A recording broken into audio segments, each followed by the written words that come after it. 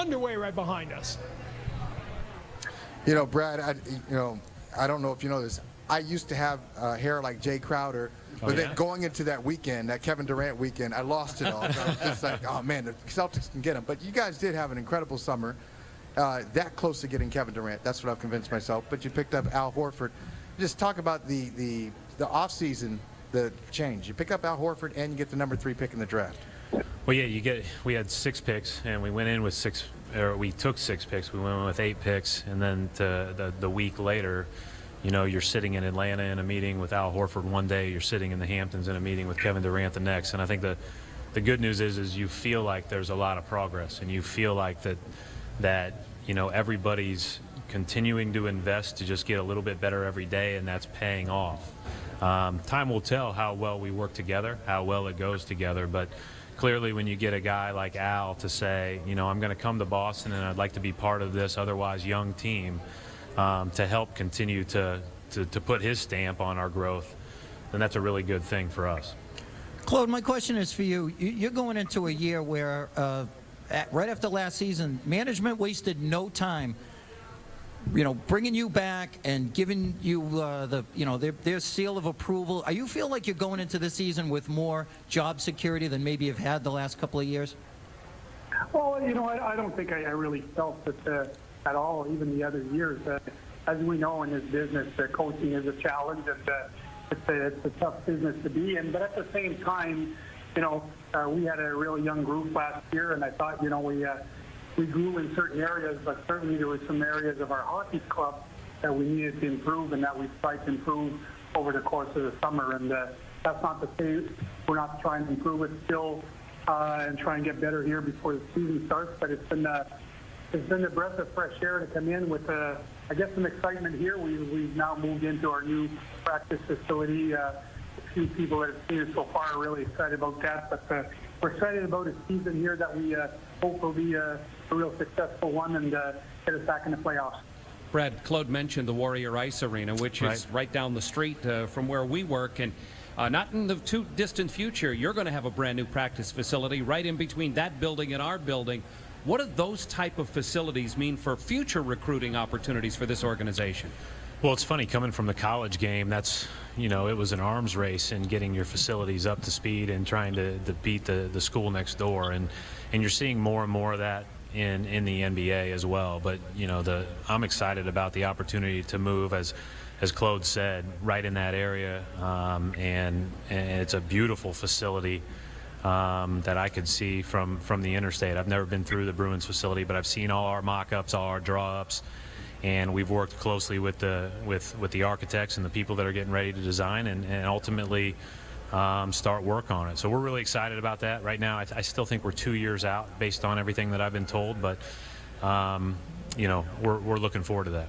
John, it's always baseball season, it seems like, and you got your hands full. I'm wondering, in any downtime that you have, do you follow Brad and the Celtics? Do you follow Claude and the Bruins and Bill Belichick and the Patriots? And if so, to what degree?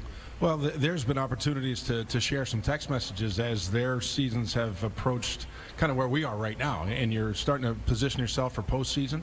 Yeah, you follow close. You know, he's got a couple of former Oklahoma State guys on his roster that's my alma mater, so you pay a little bit closer attention to those individual players. But yeah, I think there's some communication back and forth with a number of guys, just well wishes, and I think I look at it as a little bit of a duty to kind of pay attention and give support when you can.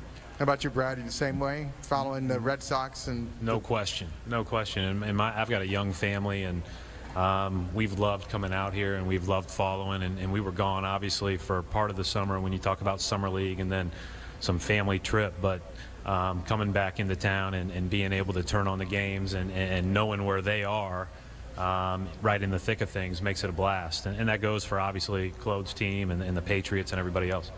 Well, what the heck? This is a happy occasion, so you guys can level with us. How much of those communications involve what idiots like us say about you guys? I don't know if I've ever gotten one. Have you? No. Never? No. We leave everything in its proper place.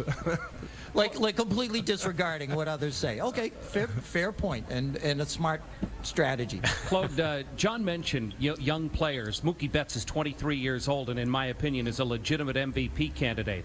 Your sport, even more than the others, deals with young players. You've had 18-year-old kids on your hockey team. You've got David Pastrnak right now, who's one of the younger players in the league, or was last year. Is it different dealing with younger players as opposed to when they've had a few years under their belt?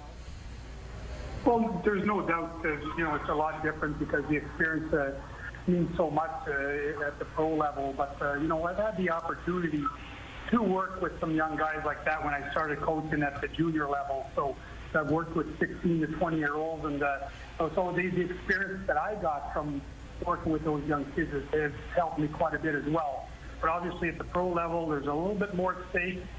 There's a little bit more pressure on either coaches or even the players to perform. So obviously it's a bigger challenge, but nonetheless a fun challenge. We've got a great group of young players here who I really feel confident are going to keep growing and are going to keep getting better.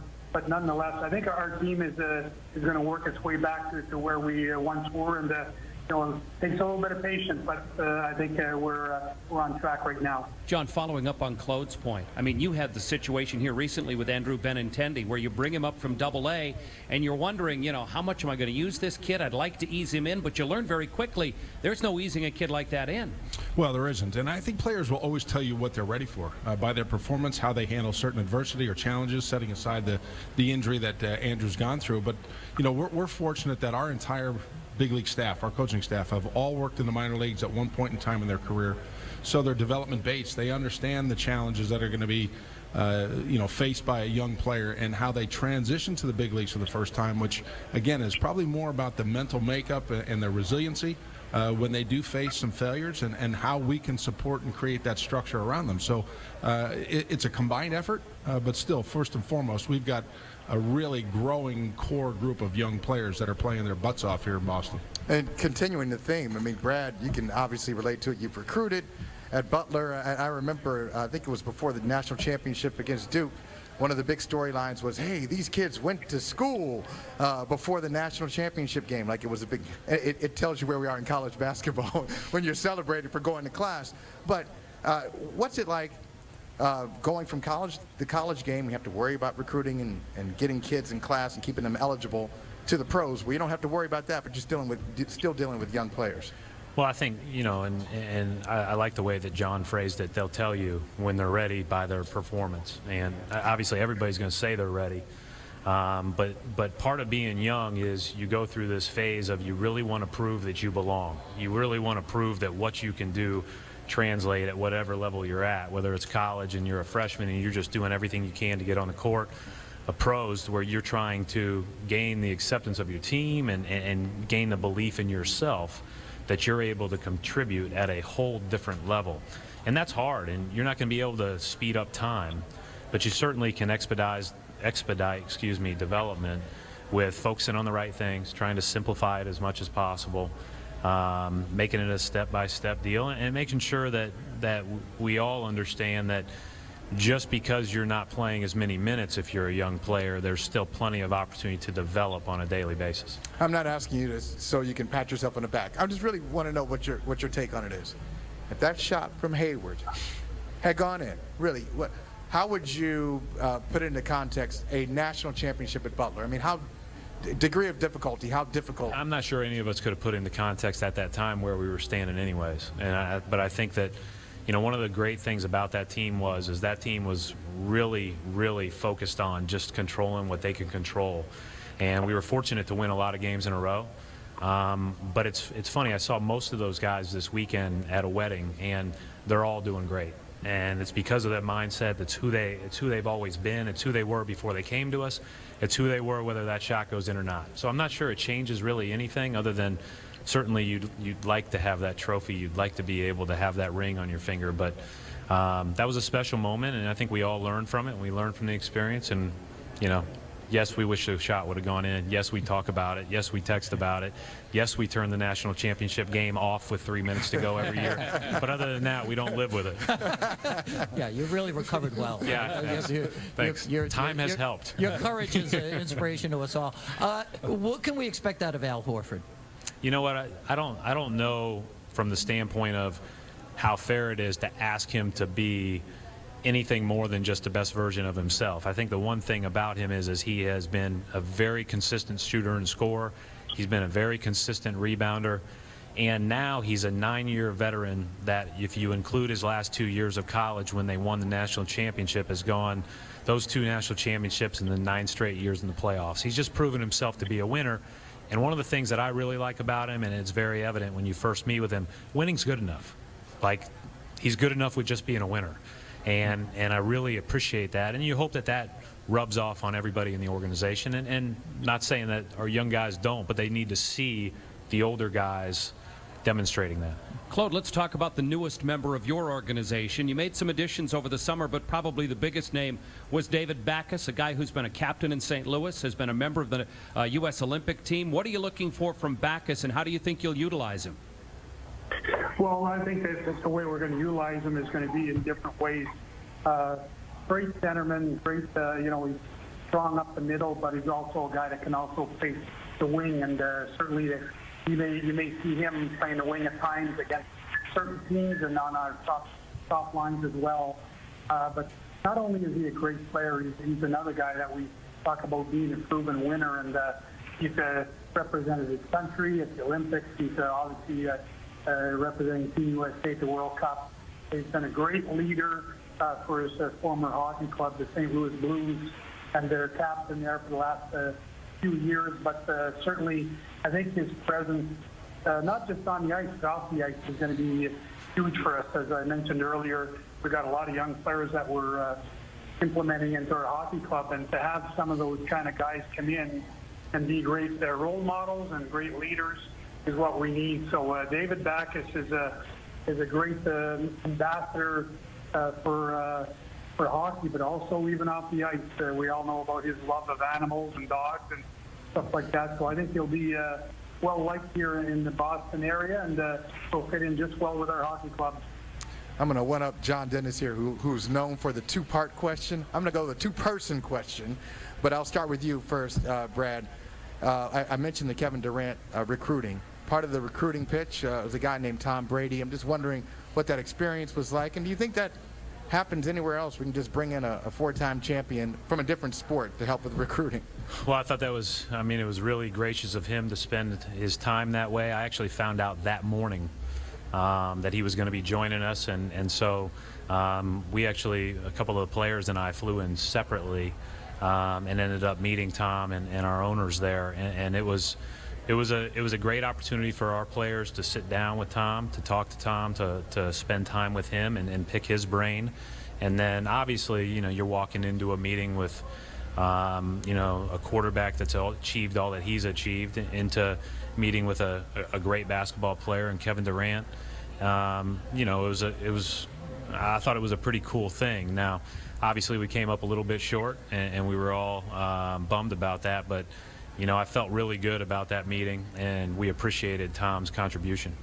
And John, I want to ask you, look, obviously we're here, it's the Jimmy Fund radio telethon, and we haven't mentioned the obvious yet. One thing, you're here, you're looking well, you got more hair than most guys at the table, and you were diagnosed with cancer, and you missed time last year. Just wondering, in retrospect, were you ever scared? There's some folks here who have talked with us in the last couple of days and said, yeah, it's kind of scary. How about you? Oh, there's no question. I think anytime you're sitting with a doctor and you're talking about your own mortality, you stop dead in your tracks. And no pun intended. It grips you. You begin to, and in my case, I felt like I was just turning myself over to Dr. Abramson at MGH. Complete faith in him. Fortunately, I responded well to the chemo, the intense regimen that you go through, but there's no doubt. I can understand why now when people come through it, you're forever linked for anyone else who's had any other form of cancer, because you can have a candid conversation. I know my conversations now with either young patients or patients of any age are much more direct. You don't tiptoe around it. You go right to the heart of it, yeah, so it certainly changes your life. It changes your perspective. But I think, once again, when you're talking about your own mortality, you pay really close attention. All right, Michael, two of us can play at the two-coach question. I'm going to start with Claude. Claude, can you talk a little bit about, your feelings about your organization's support of the Red Sox and the Jimmy Fund effort? Well, I think it goes without saying. As you saw, Charlie Jacobs, on behalf of our organization, made a great donation there, and we've always felt strongly about being part of it. As far as we're concerned, we want to be part of the community. We want to be part of helping the Jimmy Fund telethon, and obviously for the Dana-Farber Cancer Institute. Those are huge things, and I think everyone at some point has been touched by a situation that has either hit family members or, as John mentioned, even ourselves. And when you go through those kind of things, you realize the importance of being able to do whatever you can to help out. And I think we're all proud of being part of people that can help make this or help find a solution for cancer, and certainly help support like you said earlier, the Dana-Farber Cancer Institute. They do such a great job, and we certainly want to be part of it. Brad? Yeah, I mean, I would second that, and obviously Wick and Steve were on earlier, and one of the things that we're really fortunate to do is get a chance to go to the hospitals and visit people that are going through really tough times. And the first time that I got a chance to go over to Dana-Farber, they took us into the basement, and I might have talked about this last year, but they showed us the zebrafish and all of the different things that they are doing research-wise with the zebrafish. And so we're fortunate enough to be in a position where we can sponsor a zebrafish, and we actually did so in a research on neuroblastoma, because my 10-year-old's best friend is a 2-time neuroblastoma survivor at the age of 10. So those are really important things to us, and any way that we can contribute, we want to. It's fun to have the coaches. As we said, Bill Belichick's a little busy this afternoon. He couldn't join us, but Claude Julien, head coach of the Bruins, vacation's almost over. You'll be at that new practice ring soon. Thank you for taking a few minutes to join us here today. Oh, it's my pleasure, Dale, and as you know, I'm already at the practice facility, so my vacation's been over for a while. But certainly I was happy to take some time and spend some time here with you guys and also with the other coaches. Thanks, Claude. And Brad, John, well, we get to visit with you every week, John, but Brad, it was great to see both you guys. Thank you both for lending your support here this afternoon. We appreciate it. Yeah, it's great to be here. Great to be part of something that, I think we talk so much about what the Red Sox and the Jimmy Fund does as a partnership. But the people that contribute, they are truly the great supporters in all this, and the willingness to donate money goes far above and beyond anything that we can talk about here today. Good to see you guys. Thanks for having us. Thanks, Brad. John Farrell, the Red Sox manager, Brad Stevens, the Celtics head coach, Claude Julien, the Bruins head coach, joining us here to kick off this hour of the Jimmy Fund Radio Telethon. In support of cancer care and research, we want to raise an incredible $150,000 by 6 p.m. $150,000 can have a life-saving impact in the fight against cancer at Dana-Farber. Any gift, no matter the amount, makes a difference in the lives of our patients and families. Please call 877